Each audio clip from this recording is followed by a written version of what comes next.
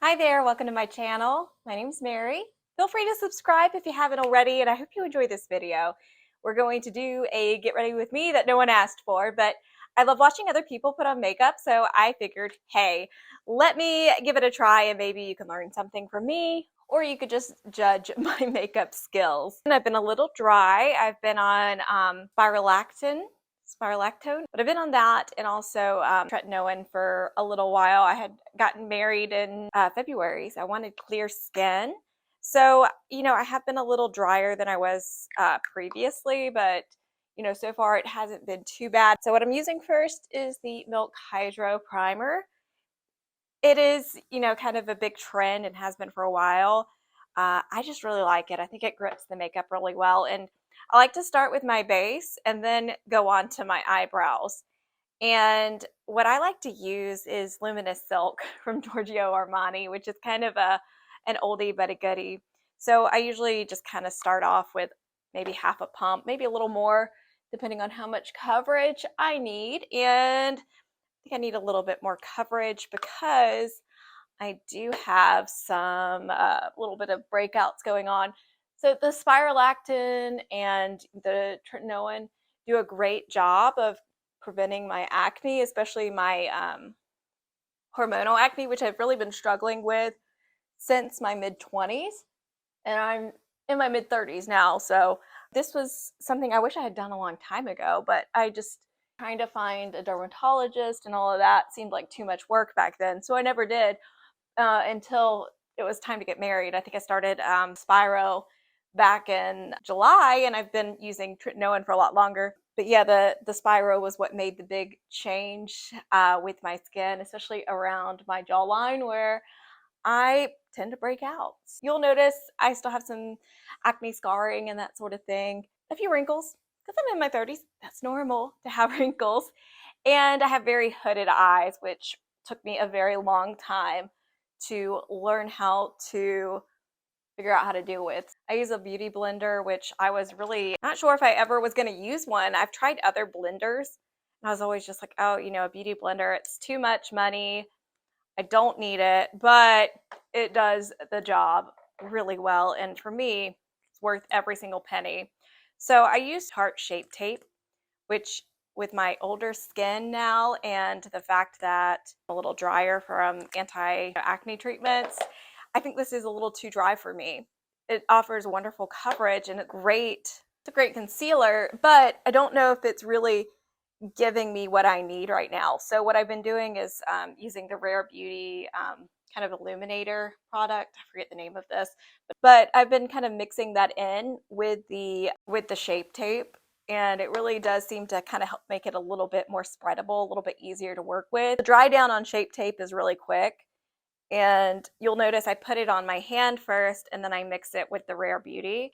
And I feel like it's a little bit of a waste of product because of the dry down time. However, if I put shape tape directly under my eyes, it is wrinkle city. So I am looking for any concealer recommendations that are maybe a little bit more in tune with my drier and becoming increasingly wrinkled under eyes. So that's what I've been dealing with in recent years. And then what I'll do is use the shape tape to kind of spot conceal some of these blemishes. And I'm looking pretty pale from that illuminator, but that's okay because I will add some color back in. And I am fake tan right now. Normally when I don't have the fake tan on, this looks a little bit better. It matches my neck better. But that's what I like to do. And it's a little scary to see your face kind of on camera without makeup on because we're so used to seeing people with a ton of filters and whatnot. As somebody, I worked in local news for 10 years, so I always had makeup on. And, I pretty much trained myself to never be without a full face whenever I had work because I didn't want to get caught in a situation where I had to jump on air and be, barefaced because it can be a little embarrassing. And people are just kind of rude about what you look like. I did reporting and I did weather. I am a meteorologist, by the way, but I did those for 10 years. And so I'm used to putting on a full face of makeup, but how I do makeup now has changed because I've had a career change. Now I work for a weather app. I have a little bit more freedom in how I express myself, and I don't have to put on makeup every day because I'm not on camera every day. I do film some stuff, but compared to what I used to do, it's a lot different. And it's such a nice change. But what I'm doing right now is just kind of putting on what I would use for, filming purposes. So next, what I'm going to do now that I've kind of just sort of, actually what I want to do next is set my under eyes. So now that I have all of that put on, I actually think I'm going to do a little bit more of this Rare Beauty, kind of where my eyes are, my under eye circles are darkest. These are hereditary under eye circles. I have allergies, and this is just my face. These are not going anywhere. So I just make do with them, but I'm never going to be one of those people who has like creaseless under eyes. It's just not how my face is made, and that's okay. And I struggled with that for a long time and tried all sorts of different creams, that sort of thing. And I was just like, yeah, this is just my face. It's okay that it's not going to be completely smooth underneath my eyes. That is life. And then I like to put a little bit of powder also on my eyelids. So this is the Beauty Blender. I love it. And then of course Laura Mercier powder. This is the mini size, and you'll see that I use that a lot because I don't use makeup as much. I don't wear makeup every day anymore. So a lot of times I just kind of get the smaller version so that way it's not expiring and going bad, and I'm not wasting a ton of product because I don't need it anymore. So what I do next is a little bit of contour on my nose. And my nose is pretty easy to contour. There's not really anything exciting there. I just kind of do two little strips, and I usually try to do a little bit of tip contouring. Then I contour right underneath my cheekbones, and then a few dots up here. And then the other thing I do is I add some of this right here on my eye sockets. And the reason I do that is because I have very hooded eyes. That gives them a little bit of a lift, and it kind of acts as a good base for me to start my eyeshadow.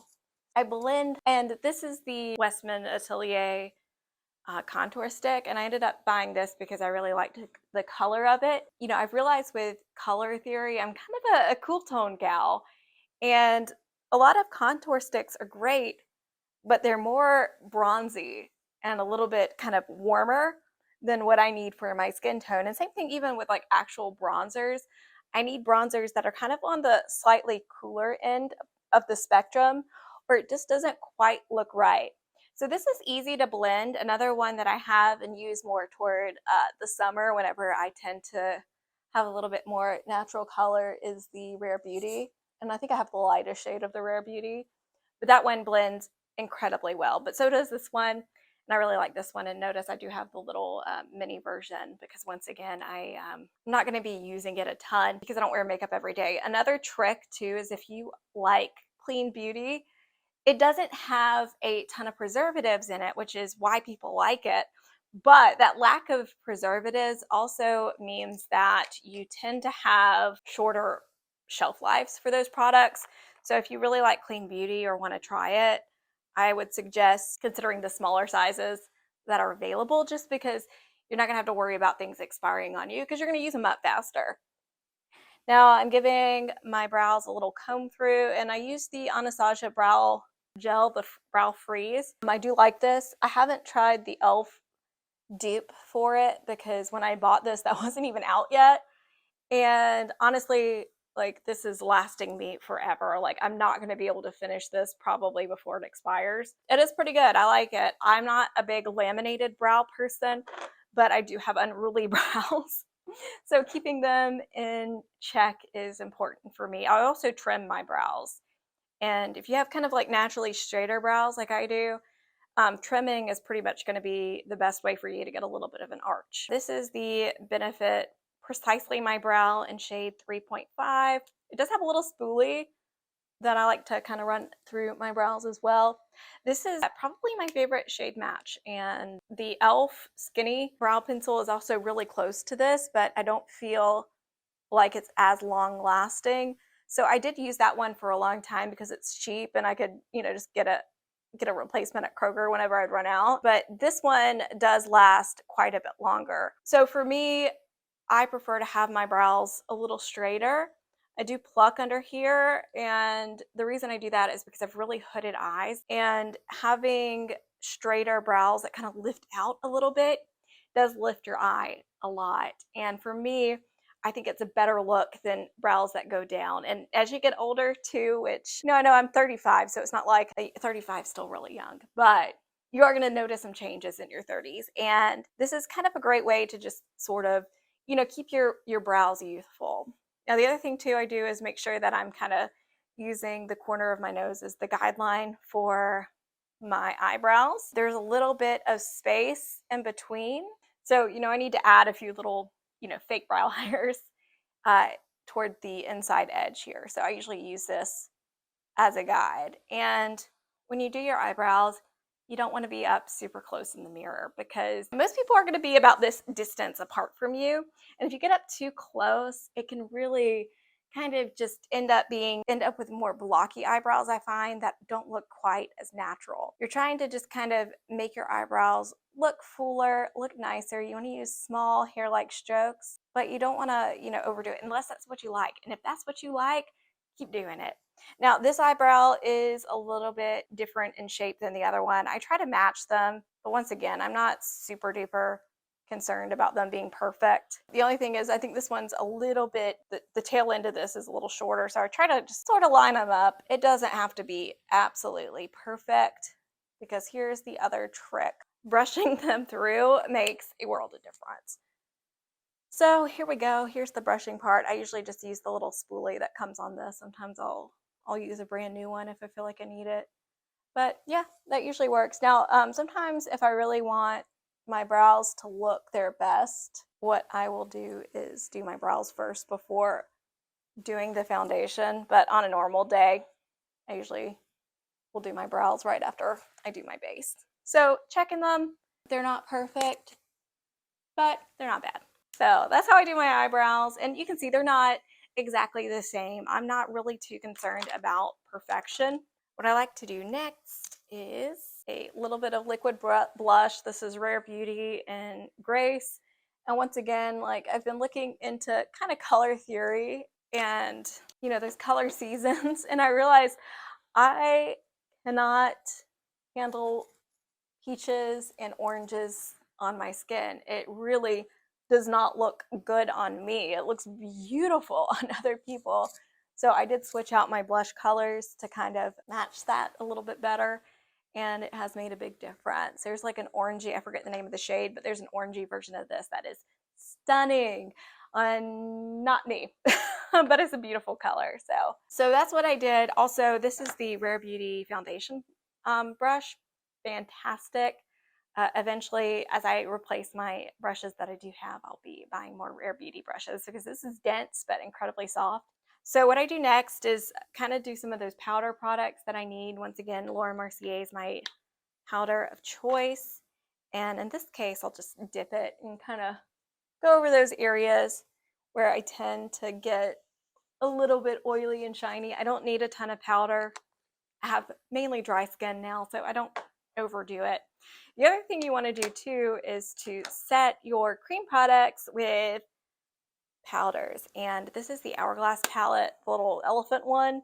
And I love these palettes. And every year I would be like, is this the year that I'm going to buy one? And I would always be like, no, they're expensive. So I got this like 20% off on Hourglass's website, and it is insane. And I accidentally just dipped my brush into the highlighter and the bronzer. So I'm just going to do the bronzer on this side because this is not the highlighter I want to use. I do love the highlighter in this palette. Don't get me wrong, it's fantastic, but I have one that I prefer a little bit better. So I don't go crazy with the bronzer. I just like to put a little bit on top to set everything, and then I'm actually going to use this blush to add the darker pink blush on top.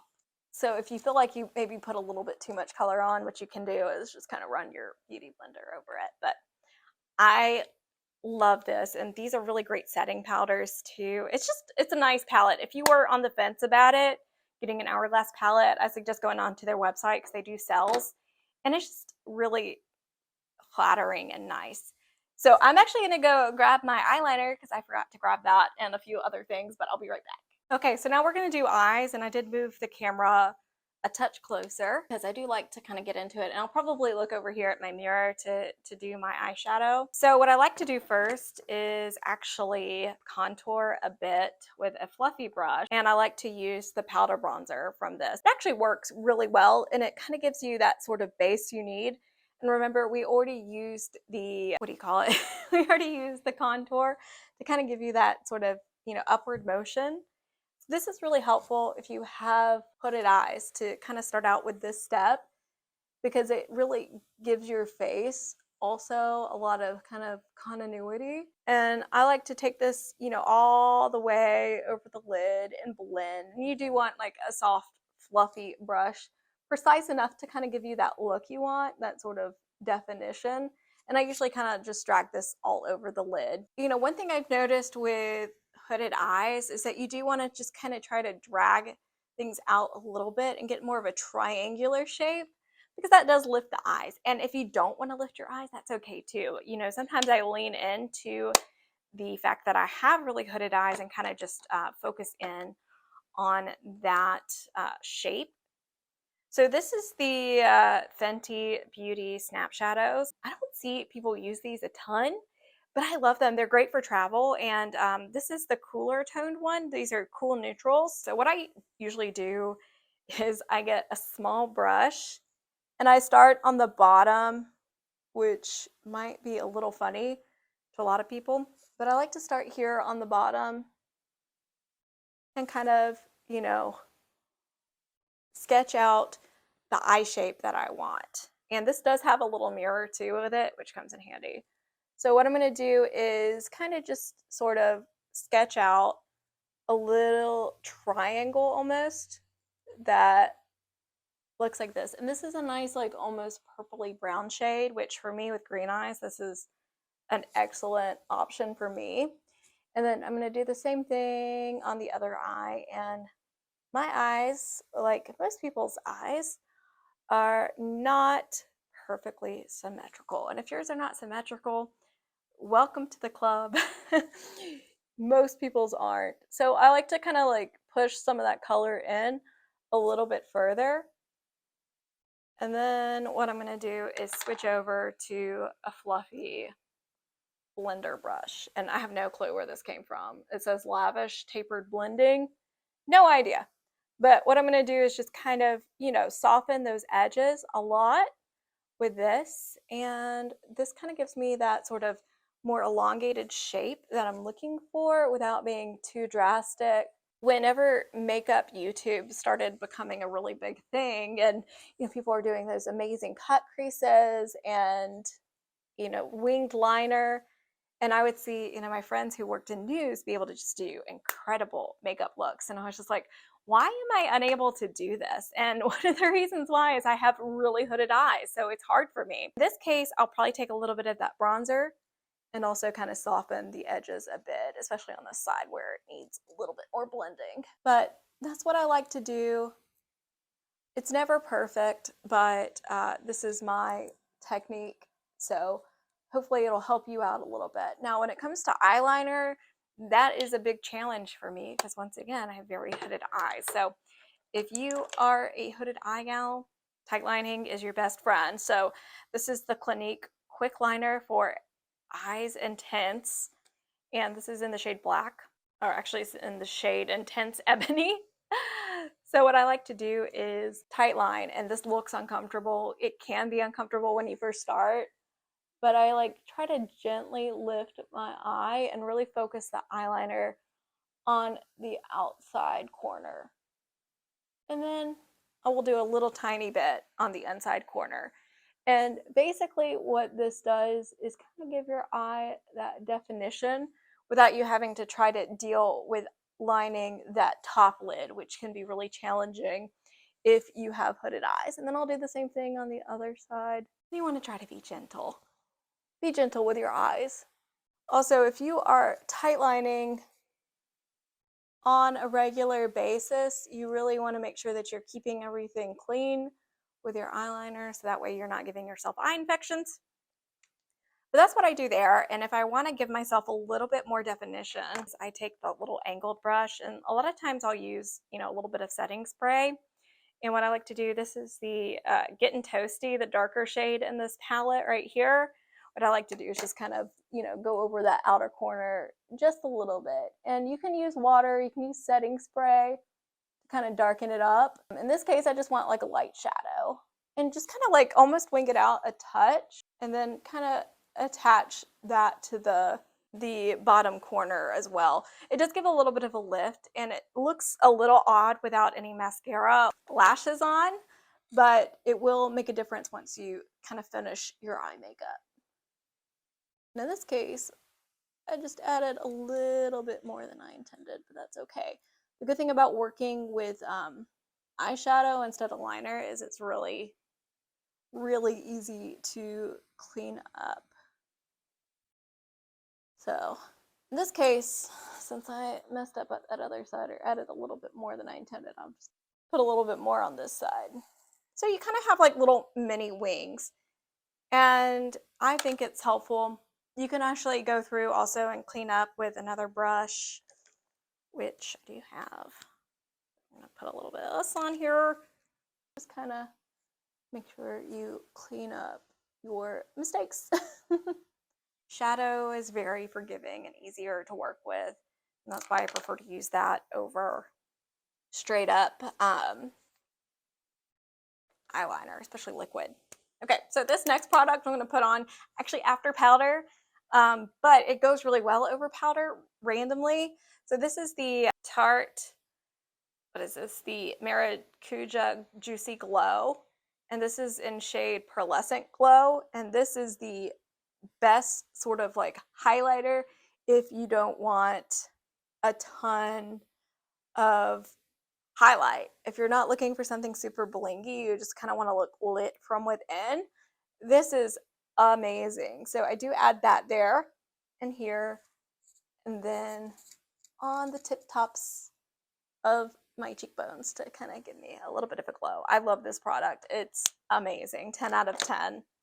And the other thing too is like if you want to add a little bit of shimmer on your lids, which I like to do, this is my favorite. This is the Monocolor Couture Beige Mitzvah Metallic, so 658 from Dior.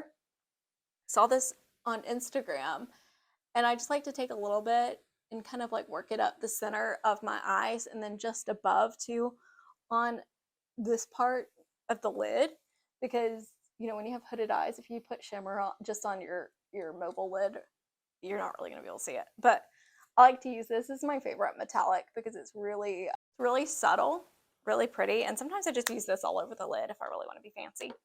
Okay, now it's time for curling your lashes and putting on mascara.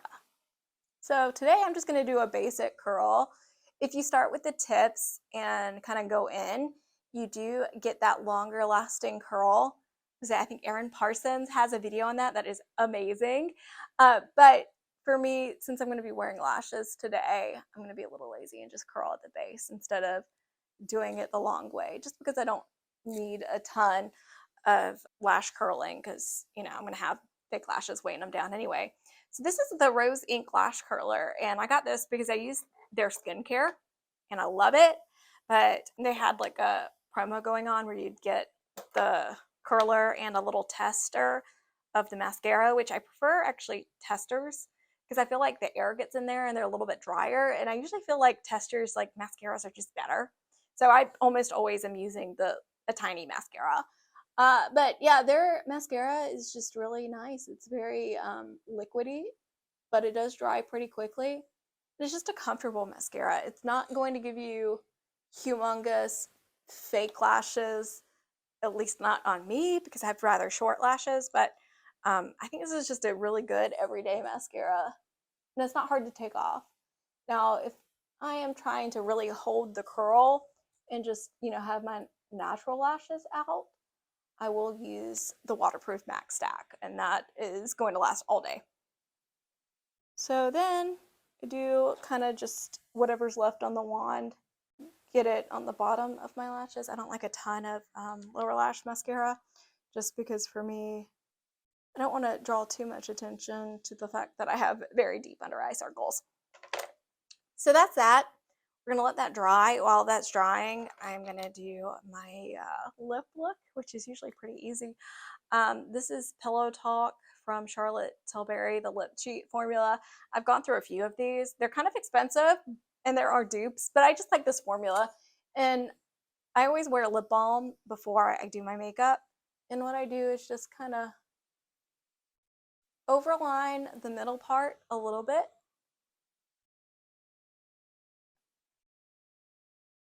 You don't want to go crazy. And then I just kind of do a normal line.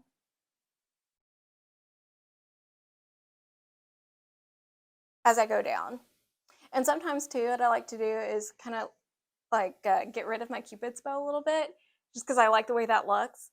And then I do have a double lip line, and I just kind of guess. So, you know, I don't put it on that outer line because it's not going to look good, but I just kind of put it somewhere in the middle to where I have a little bit of definition, but it doesn't look sloppy.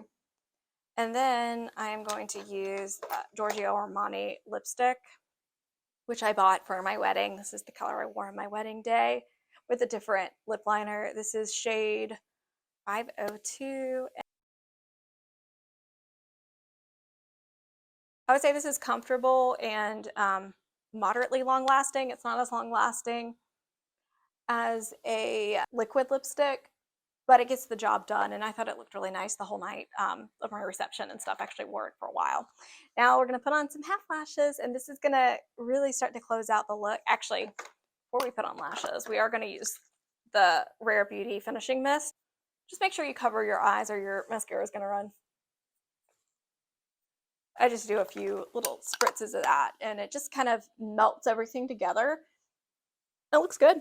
I like it. Anyway, so we're going to do these. These are from Amazon, and these are the Fry Happy half lashes. They are the best I've ever used. When you have an eye shape like mine, you know, pretty hooded, you can see the hoods, you know, really, like if I just look straight on and kind of relax my brows, you could really see how hooded my eyes are. And I do on occasion wear a full strip lash. They're not comfortable, especially like in this part of my eye, because they kind of touch and itch a little bit. Half lashes are great. These are really natural looking. And what they do is they make you look a little bit more cat eye-ish. They kind of add a little bit of lift toward that outer corner without being, you know, too much. It's not going to overwhelm your eye. So what I like to do is kind of make them a little arch and kind of make sure that they are bent pretty well for my eye shape. Okay, so it's been about 30 seconds. Kind of looks like this, you know, kind of getting a little clearer in some spots.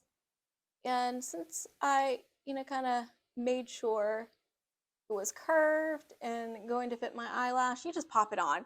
Half lashes are way easier to put on than whole lashes. So I'm gonna go ahead and do the other one off camera. So this is the finished look, and I think it looks good.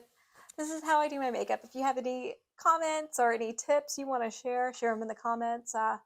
If you hate my makeup look, that's okay too. I don't mind.